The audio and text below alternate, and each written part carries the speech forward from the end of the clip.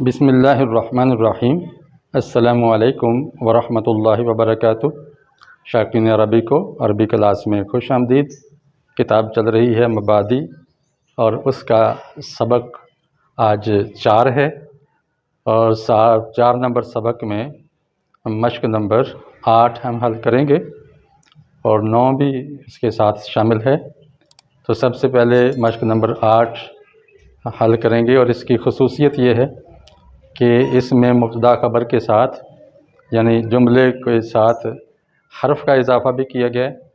جیسے آپ نے سبق نمبر 3 میں پڑھا حرف جار، تو ایک حرف کا اضافہ کر کے جملے کو مزید واضح کیا گیا ہے، تو جملہ ذرا لمبا بھی ہو گیا ہے۔ تو آج ہم لمبا جملہ سیکھیں گے۔ پھر یہ بھی سیکھیں گے کہ حرف جار جب آتا ہے تو بعد والے کو زیر دیتا ہے۔ یہ پہلے بھی گزر چکا، آج ہم مزید اس کی مشق کر لیں گے۔ تو سب سے پہلے ہم مشق نمبر 8 حل کرتے ہیں، جس میں عربی سے اردو کریں گے ترجمہ۔ اور اس کی ایک خاص بات یہ ہے کہ اس میں نے کچھ تبدیلی کر دی ہے، چونکہ کتاب کے اندر جو مشق نمبر 8 ہے اس کے کچھ جملے ہم پچھلے لیکچر میں پڑھ چکے ہیں، تو اس میں نے کچھ مزید جملے ڈال دیے ہیں اور کچھ تبدیل کر دیا ہے، اور احادیث میں سے بھی 4-5 جملے لے آیا ہوں تاکہ ذرا وسیع مشق ہو جائے اور ایک ندرت پیدا ہو جائے۔ تو آئیے ہم آغاز کرتے ہیں۔ بسم اللہ الرحمن الرحیم۔ التاجر حاضر، تاجر حاضر ہے، موجود ہے۔ کہاں موجود ہے؟ فی الدکان، دکان میں موجود ہے۔ تو اس موجودگی کی وضاحت ہو گئی کہ وہ گھر میں ہے، کہاں ہے، تو وہ دکان میں موجود ہے۔ یہاں دیکھیں فی حرف جار الدکان مجرور۔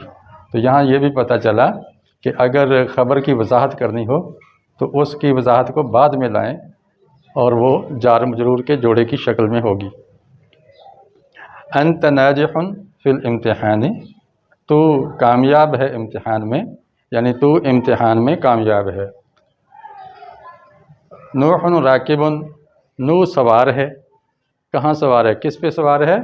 فی السفینہ، سفینہ میں سوار ہے، یعنی کشتی یا جہاز میں سوار ہے۔ تو یہاں دیکھیں فی حرف جار نے بعد والے کو زیر دے دیا۔ مبتدا اور خبر دونوں کے آخر میں پیش ہے، جبکہ حرف جار کے بعد آنے والے اسم کے نیچے زیر آئی ہے۔ انا جالس علی الکرسی، میں بیٹھا ہوں کرسی پر، میں کرسی پر بیٹھا ہوں۔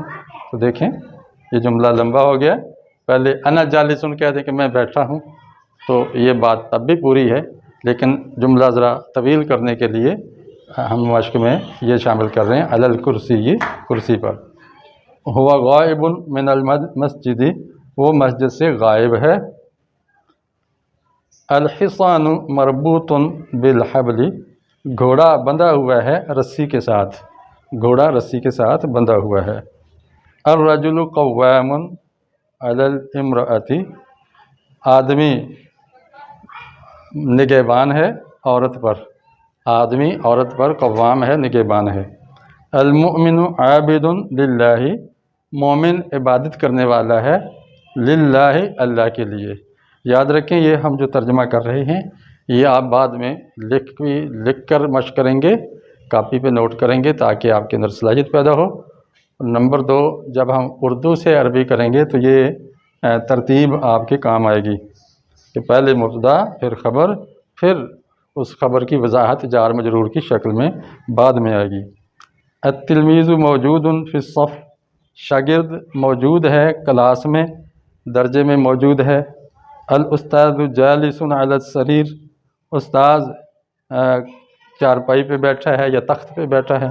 تو یہ دیکھیں مبتدا اور یہ خبر، مبتدا معرفہ آ رہا ہے سب میں، چاہے ضمیر کی شکل میں ہو چاہے اس میں ظاہر کی، اور خبر نکرہ آ رہی ہے، اور خبر کی وضاحت آگے جار مجرور کی شکل میں ہو رہی ہے۔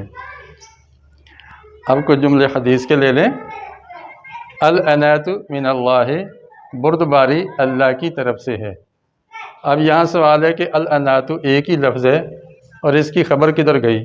من اللہ، تو خبر کی وضاحت ہے کہ اللہ کی طرف سے، تو وہ ثابت، اس کے اندر ایک لفظ لکھا نہیں گیا، وہ ذہن میں ہے، ثابت للہ، تو کثرت کلام یا کثرت استعمال سے بعض اوقات خبر کو حذف کر دیتے ہیں۔ العنایت من اللہ، بردباری یا تحمل مزاجی اللہ کی جانب سے ایک نعمت ہے، یہ بھی کہہ سکتے ہیں العنایت نعمت من اللہ۔ العجلۃ من الشیطان، اور جلد بازی شیطان کی طرف سے ہے، تو جلد بازی کا الٹ ہے عنات، بردباری۔ تو جلد بازی میں بندہ غلطیاں کر جاتا ہے، ٹھوکریں کھا جاتا ہے، نقصان کرتا بھی ہے اور اٹھاتا بھی ہے، تو یہ بھی کہہ سکتے ہیں کہ العجلۃ آفۃ من الشیطان، یہ شیطان کی طرف سے ایک مصیبت اور آفت ہے، تو اس کی خبر بھی محذوف مانیں گے اور جار مجرور اس خبر کے متعلق ہو جائے گا۔ السفر قطعۃ من العذاب، سفر ٹکڑا ہے عذاب میں سے۔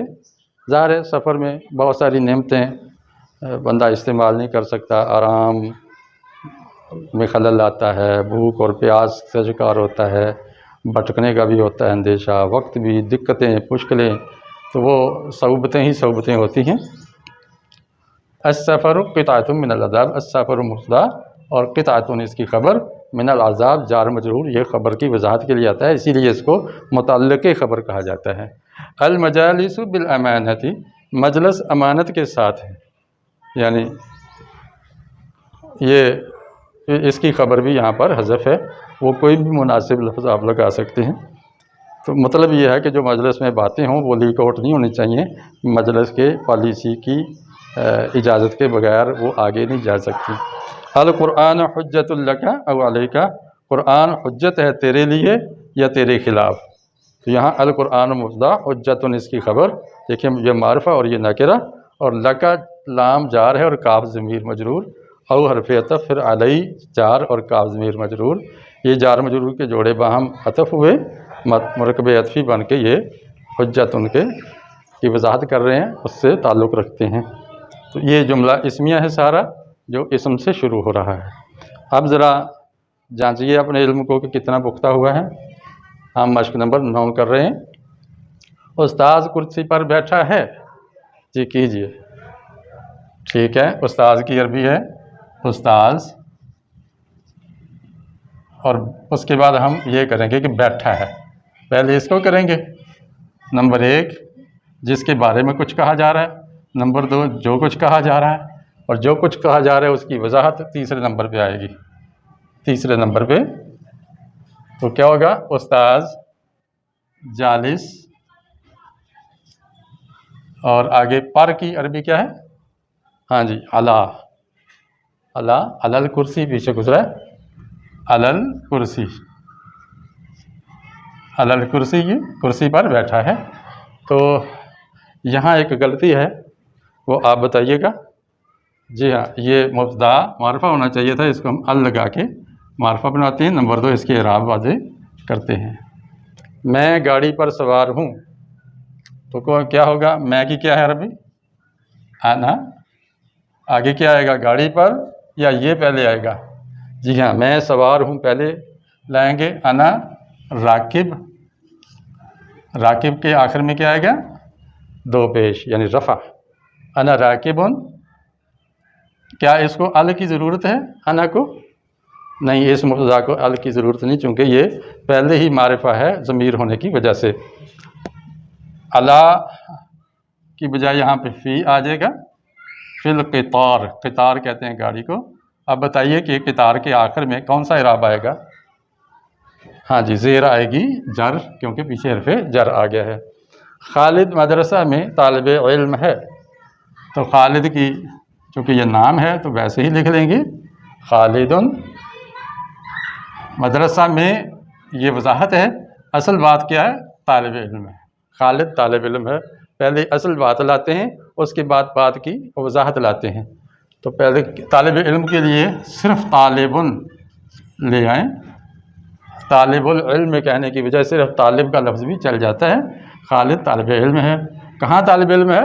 فی المدرسۃ، تو حرف جار پہلے آتا ہے، اردو میں بعد میں آتا ہے، دیکھیں میں بعد میں آ رہا ہے مدرسہ سے، جبکہ عربی میں اس کی ترتیب الٹ جائے گی، فی المدرسۃ۔ اس کی خاص بات ہے کہ فی حرف جار آخر میں زیر دیتا ہے اسم کو۔ محمود گھر کی طرف لوٹنے والا ہے، کیا آئے گا؟ محمود یہ نام ہے، علم ہے، اس کا ترجمہ نہیں کرتے، اور اس لیے اس پر تنوین بھی آ جاتی ہے اور ال نہیں آتا۔ اصل بات محمود کے بارے میں کیا ہوئی ہے؟ وہ یہ ہوئی ہے کہ وہ لوٹنے والا ہے۔ آپ پڑھتے ہیں انا للہ و انا الیہ راجعون، ہم سب لوٹنے والے ہیں، تو راجعون کی بجائے راجعون واحد آ جائے گا، محمود راجعون، محمود لوٹنے والا ہے۔ بھئی کہاں سے لوٹنے والا، کدھر لوٹنے والا ہے؟ جی گھر کی طرف لوٹنے والا ہے۔ یہ خبر کی وضاحت ہو گئی، اسی کو متعلق خبر کہتے ہیں۔ تو طرف کے لیے آتا ہے الا، اور گھر کے یہ آئے گا بیت، الالبیت، دار بھی ہوتا ہے گھر، اور منزل بھی گھر ہوتا ہے، الالمنزل۔ ناصر اللہ کے لیے کام کرنے والا ہے، ناصر نام ہے تو یہ علم ہونے کی وجہ سے پہلے ہی معرفہ ہے، اس پر ہم تنوین لا دیں گے، ال نہیں لگائیں گے، ناصر کا ناصر ہو گیا۔ اور ناصر کام کرنے والا، اصل خبر یہ ہے، اس کو ہم اس کے بعد لائیں گے ناصر عامل، عامل عمل کرنے والا، کام کرنے والا۔ اللہ کے لیے پہلے گزر چکا ہے جی ہاں، للہ، للہ لے آئیں گے یہاں پہ عامل للہ۔ یہ مشق نمبر 9 بھی ہو گئی۔ اس میں آپ نے یہ سیکھا ہے کہ مبتدا اور خبر مل کے جملہ اسمیہ بنتا ہے، اور خبر کی مزید وضاحت کے لیے آگے جار مجرور کا جوڑا آتا ہے جس کو مرکب جاری کہتے ہیں، اور وہ بعد میں لانا زیادہ مناسب ہے، یہی فطری ترتیب ہے۔ بعض دفعہ پہلے بھی لایا جاتا ہے، تو وہ بھی جب مثالیں آئیں گی تو آپ کو سمجھا دیں گے۔